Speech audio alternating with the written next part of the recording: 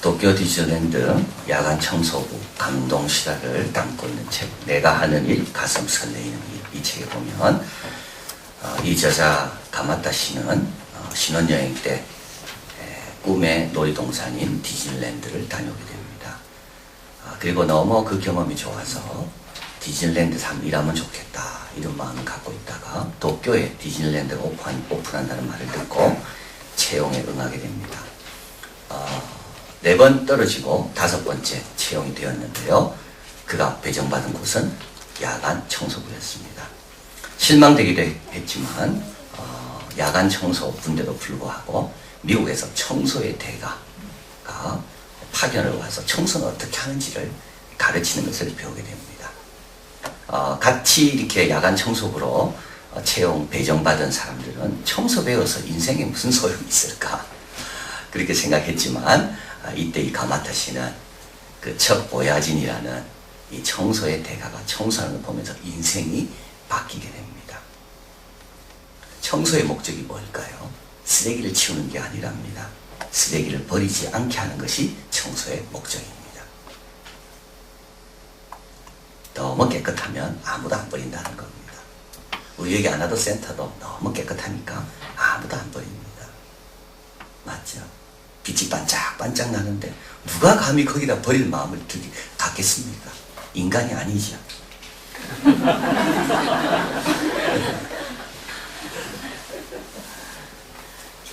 그리고 이 청소는 꿈을 안겨주기 위해서 청소가 제일 중요하다는 걸 배우게 됩니다. 왜냐하면 청결은 사람을 미소 짓게 하기 때문에 그렇다는 겁니다. 노는 것만이 꿈을 준다는 게 아니죠. 미키마우스는 꿈을 준다는 게 아니다는 겁니다. 깨끗함이 청결이 그 디즈니랜드에 온 사람에게 꿈을 준다는 겁니다. 그런 마음으로 빗자루를 잡으면 빗자루는 순식간에 마법의 지팡이로 바뀐다라고 말합니다. 내가 청소하는 게 아니구나. 내가 여기에 와 있는 당신이 머물고 있는 이 당신의 섬을 내가 빛나게 하는 것이 내가 하는 일이구나. 그런 말합니다. 이 척 보야진이라는 청소의 대가가 청소는 어떻게 하는가를 보여주기 위해서 변기를 씻는데 변기를 끌어안고 청소하는 모습을 보면서 자기 인생이 바뀌었다. 청소에는 한계가 없구나. 일을 사랑해서 하는 자에게는 한계가 없는 거구나. 한계가 보인다는 것은 뭡니까? 사랑이 식었다는 말입니다. 오늘 본문에 보면 이 여인이 나옵니다. 이 여인에게는 예수님을 향한 자기의 마음을 표현하는데 한계가 없습니다. 300데나리온 얼마나 많은 양인 줄 아십니까? 300데나리온이면요 5,000명을 먹일 때 200데나리온이 필요하다 그랬습니다. 300데나리온이면 7,500명을 먹일 수 있는 게 300데나리온입니다. 이 여인이 갖고 있던 그 옥합이란 것은 본인의 것이 아니라고 보죠. 본인의 엄마든지 본인의 부모가 그 여인에게 시집갈 때 쓰라고 유산으로 남겨준 것이 이 여인이 갖고 있는 옥합이라고 봅니다.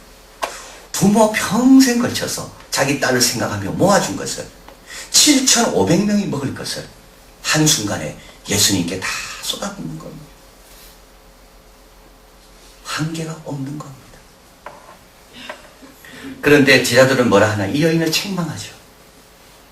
이 여인을 책망합니다. 네가 무슨 의사로 이런 것들을 허비하느냐? 이 말은요 둘 다 아주 당혹해하는 겁니다. 이 섬김을 받는 예수님도 얼마나 마음이 힘드실까요? 가난한 사람을 자꾸 생각하게 하니까 여러분 이런 말 하면 안 되는 거예요. 좋은 식사가 나왔을 때 참 가난한 사람 생각난다 이런 말 하면 안 되는 거예요. 풍부해도 잘 줄 알아야 되는 거예요. 가난한 사람도 올 때는 열심히 도와야 되지만 주님께서 우리에게 잔치를 베푸실 때는 그 잔치 안에서 감사하며 하나님께 영광을 돌려야 되는 거예요. 근데 이 제자들은요 인간의 속성이 그런 겁니다. 누가 뭔가 섬김을 받을 때 꼭 거기에 어떤 의사가 있는가 어떤 동기가 있는가. 그리고 이 여인은 또 얼마나 힘들겠습니까? 예수님을 향한 그 간절한 마음으로 자기 부모로부터 받은 걸 다 깼다는 말은 다시 쓰지 않는다는 말입니다. 다 주님께 드리고 있는데 거기에 가난한 사람이라는 주제를 끄집어내고 있습니다. 오늘 직장에서 그런 말 하지 마십시오. 교회 봉사할 때도 그런 말 하지 말라고요. 그 여인이 하고 있는 그 일이 잘 될 수 있도록 도와야지. 참 어처구니가 없는 일입니다. 그럼 예수님이 뭐라 말씀하셔야 됩니까? 맞다. 가난한 사람이 가야 되는데 내한테 왔구나. 예수님이 이래 말씀하셔야 됩니까? 오늘 본문에 예수님은 전혀 다르게 말씀합니다. 가만히 두어라. 저를 괴롭게 하지 마라. 저가 내게 대하여 좋은 일을 하였다. 이 좋은 일이란 말은 아름다운 일을 하였다. 아름다운 일을 하였다. 가난한 자들은 항상 너희와 함께 있지만 나는 너희와 항상 있지 못하다. 저가 힘을 다하여 장사를 준비했다. 9절 같이 읽어봅니다.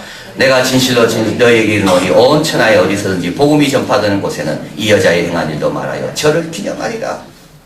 자, 여러분 한번 보십시오.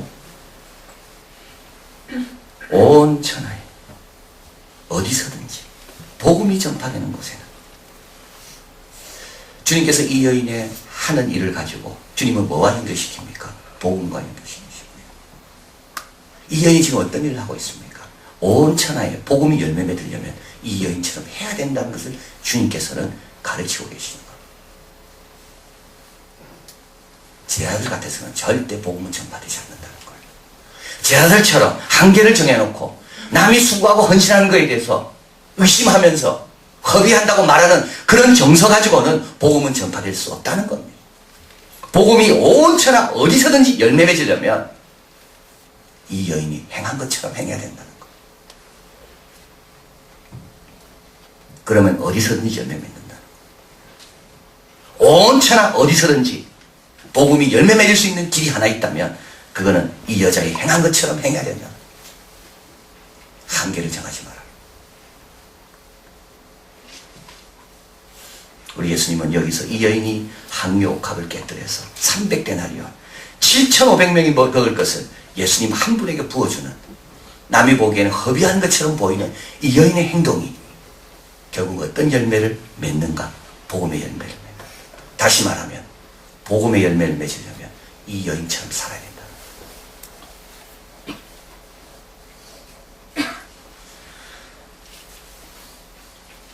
이 여인이 행한 일이 뭡니까? 첫째, 예수님의 죽으심을 준비한 겁니다. 장사를 미리 예비하였다. 복음에는 반드시 뭐가 들어가야 되느냐? 예수님의 죽으심이 들어가야 됩니다. 예수님이 왜 죽으셨는가를 전하는 겁니다. 복음에는 예수님의 죽으심이 빠지면 아무 소용이 없습니다. 왜 복된 소식이냐? 우리는 이제 죄의 값을 다 예수님이 대신 치렀다. 우리는 당당하게 하나님 앞으로 나아간다. 예수님께서 한 번 우리를 위하여 자신을 내어주심으로 인하여 더 이상 우리는 제사 지낼 필요가 없고 하나님께로 갈 수 있는 새롭고 산 길이 열렸다. 여러분, 예수님의 죽으심을 증거해야지 죄에 이기는 역사가 일어나는 겁니다. 예수님이 좋은 분이다, 예수님은 착한 분이다, 예수님은 기적을 행했다, 그게 아니라 우리 예수님은 너를 위해 죽으셨다. 너는 더 이상 너 죄값을 치를 필요가 없다. 이제 자유인이다. 그걸 전해야 되는 거예요. 이 여인은 어떻게 했습니까? 이 여인은 예수님의 장례를 미리 준비했다. 이 여인이 떠올릴 때마다 우리가 떠올리는 것은 뭡니까? 예수님의 죽으심입니다. 그래서 복음이 전파되는 곳마다 이 여인이 행한 일, 이 여인이 뭘 행했는데요? 예수님의 장례를 준비했다. 예수님이 너를 위해 죽으셨다. 선인을 위해 죽는 자도 쉽지 않다. 의인을 위해 간혹 죽는 자가 있지만 죄인을 위해 예수님께서 죽으셨다. 보혈을 흘리셨고 다 값을 치르셨고 십자가의 고통을 당하시고 그만큼 우리를 사랑하신다. 이 여인은 예수님의 죽으심을 기억나게 합니다. 그래서 복음이 전파되는 곳에 이 여인의 행한 일, 예수님의 죽음을 예비한 그 죽음도 함께 기억되기를 원하신다. 두 번째로 이 여인은 예수님을 위해 낭비했습니다. 복음이 전파되는 곳마다 기념이 되어야 되는 이유는 복음은 희생과 수고와 헌신을 통해 전파되기 때문입니다. 여기 한번 볼까요? 적어드렸죠. 따라해봅니다. 사랑은 낭비를 항상 좋아하지 않지만 사랑은 낭비를 두려워하지 않는다. 이거 누가 한 말입니까? 뒤에 거는 남이 한 말, 앞에 건 제가 한 말. 여러분, 낭비가 두렵습니까? 사랑하고 있지 않기 때문일까? 사랑은 낭비를 두려워하지 않아요. 여러분 자녀를 향한 낭비를 두려워하지 않아요. 부모는 사랑하기 때문에.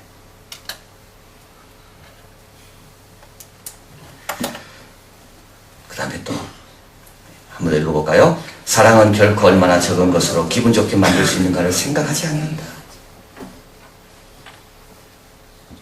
내가 작은 것을 어떻게 기분 좋게 할까? 이건 사랑이 아닙니다. 의무지.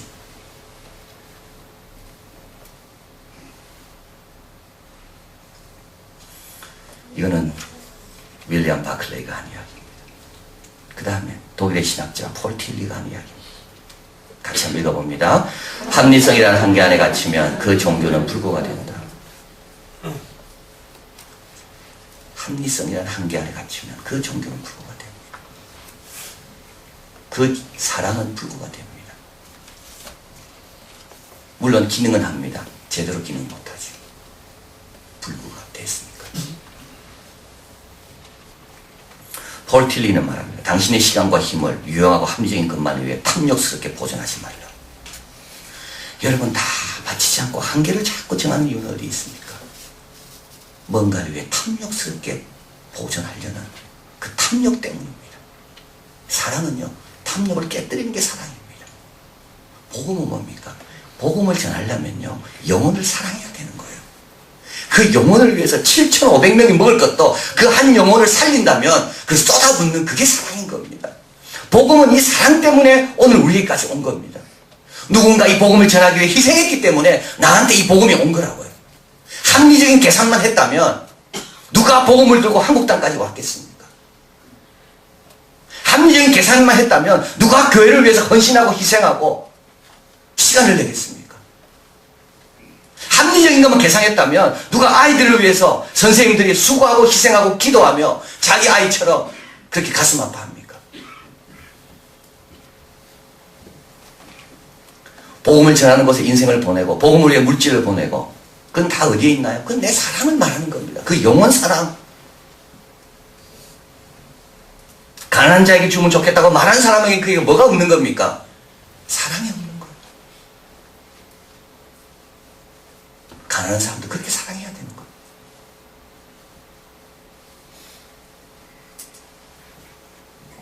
한계를 잡고 정하는 사람.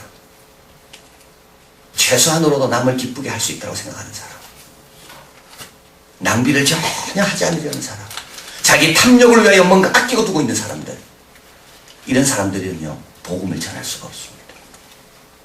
복음은 그렇게 전해지지 않습니다. 복음의 출발부터 하나님께서 아들을 아끼지 아니하시고 우리를 위해 내어주시면서 복음이 시작된 겁니다.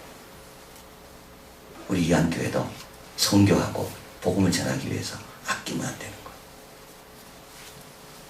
제자들처럼 되면 안 되는 거예요.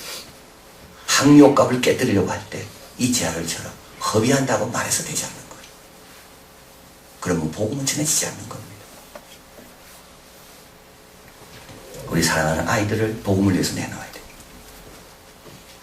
주님이 쓰시겠다 하면 아깝지만 그 영혼을 생각하면서 내놓는 거예요. 아버지가 아들을 내놓은 것처럼 하나님 아버지가 독생자를 내두신 것처럼 그걸 준비하셔야 돼요. 물질도 마찬가지입니다. 한계를 정하지 마십시오. 한계를 정하지 마세요. 이까지만이다. 한계를 정하지 마세요. 다 주님의 것입니다. 더 많이 벌게 하셔서 더 많이 드리게 하십시오. 기도 시간 한계를 정하지 마세요.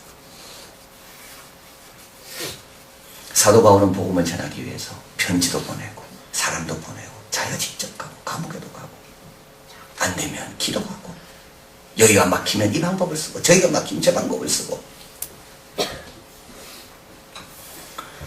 주님은 말씀합니다. 복음이 전파되는 곳에는 이 여인이 행한 일이 함께 기억될 것이다. 복음은 이 여인처럼 행해야만 전파되니까. 마지막으로 주님께서 이 여인을 말씀한 이유는 가난한 자보다 예수님을 더 생각하라는 말입니다. 오늘 본문에 보면 이렇게 말씀하죠. 가난한 사람들은 너희와 함께 있으니 아무 때라도 원하는 대로 도울 수 있거니와 나는 너희와 항상 함께 있지 아니하리라. 이 말은 무슨 뜻일까요? 여러분, 복음과 선행은 차이가 있습니다. 가난한 사람 돕는 거하고요, 복음 전하는 건 차이가 있습니다. 어떤 차이 있습니까? 복음은 종말론적입니다. 가난한 사람은요, 항상 도와야 돼요. 가난한 사람은 항상 도와야 돼요. 복음은요, 한 번 전하고 구원받으면 그 사람의 운명은 새로워지는 겁니다. 이게 복음과 가난한 사람 선행과 다른 겁니다. 선행은 항상 해야 돼요. 끝이 없어요. 안 하면 안 돼요. 그러나 해야 돼요. 그러나 선행이라는 것은 온전한 열매를 못 맺는 게 선행입니다. 배고픈 사람에게 빵을 줍니다. 그 다음에 또 배고파질 거예요. 복음은요, 한 번 전해서 예수님을 영접하면 그걸로 끝인 겁니다. 그러니까 복음은 종말론적인 거예요. 참, 이게 차이가 다른 겁니다. 가난한 사람을 돕는 건 항상 해요.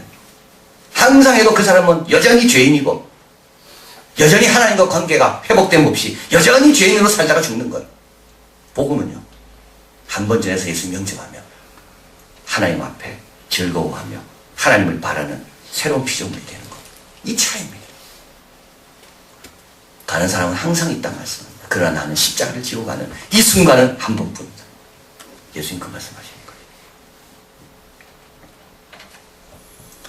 복음의 중심에는 예수님이 계시고 복음은 영원한 운명에 대한 내용을 담고 있습니다. 가난한 자 돕는 거하고 복음 전하는 건 차이가 질적으로 다릅니다. 복음에는 하나님의 의가 나타나서 믿음에서 믿음으로 이르게 하나니, 가난한 자를 돕는 것에 믿음에서 믿음으로 이르게 합니까? 가난한 자를 돕는 것이 그를 구원합니까? 복음만이 구원하는 것. 복음은 선행보다 훨씬 더 시급하며 더 큰 내용이다.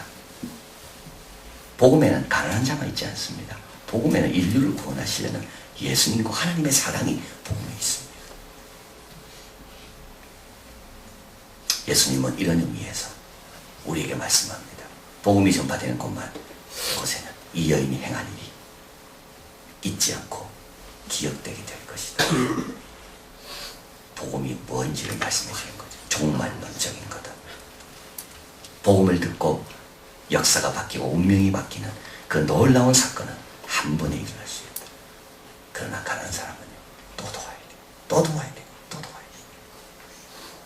복음과 구제는 이렇게 차이가 납니다. 그래서 복음을 전하는 우리들에게 주님은 말씀합니다. 더 헌신해라. 한 가족을 구원 얻기 위해서, 한 식구를 예수님께 인도하기 위해서는 더 헌신해라. 복음을 전하려고 나가는 사람을 돕는 우리에게 말씀합니다. 낭비라고 생각하지 말고 계속 도와라. 여러분은 어느 쪽입니까? 이 여인 쪽입니까? 제자들 쪽입니까? 어떻게 이렇게 낭비했냐고 책망하는, 의심하는, 그 동기를 의심하는 그런 사람 쪽입니까? 안 그러면 이 여인처럼 주님에 대한 사랑을 자꾸 한계를 깨뜨리면서 더 커가는 여인 쪽입니까? 분명한 건 하나 있습니다. 누군가 복음을 위해서 희생했기 때문에 오늘 우리가 있는 겁니다. 여러분이 그냥 있는 게 아니에요. 저와 여러분이 그냥 있는 게 아니에요. 누군가 자기가 고이 간직해온 것을 깨뜨리며 주님께 드린 자가 있었기 때문에 오늘 우리가 있는 거예요. 우리는 그림을 받은 사람들이에요. 바로 제자들이죠. 그런데 제자들처럼 그렇게 하면 안 되는 거죠. 어떻게 해야 됩니까? 복음을 위해서 한계를 정하지 말고 주님 은혜 주실 때, 기회 주실 때 자꾸 나누고 베푸는 겁니다. 그리고 기회는 많지 않다는 것을 기억하며 정말은 좀 이번에 꼭 열매 맺도록 그런 각오로 더 열심을 내는 겁니다. 그래서 오늘 기도하실 때 뭘 이렇게 기도하면 됩니까? 하나님, 주님을 향한 사랑이 자꾸 커지게 해달라고 기도하십시오. 주님을 향한 한계가 자꾸 더 넓어지도록 딱 정해놓고 신앙생활하지 않도록 그렇게 기도하세요. 그리고 누군가 여러분이 복음을 전해야 될 사람이 있다면 낭비해야만 됩니다. 최소한으로서 하려는 그런 생각은 버리고 더 드릴 것이 없는가, 더 잘할 방법이 없는가. 그런 가운데 이 여인처럼 온 천하 어디서도 여러분을 통하여 복음의 열매가 맺는 우리가 되기를 진심으로 바랍니다. 기도하겠습니다.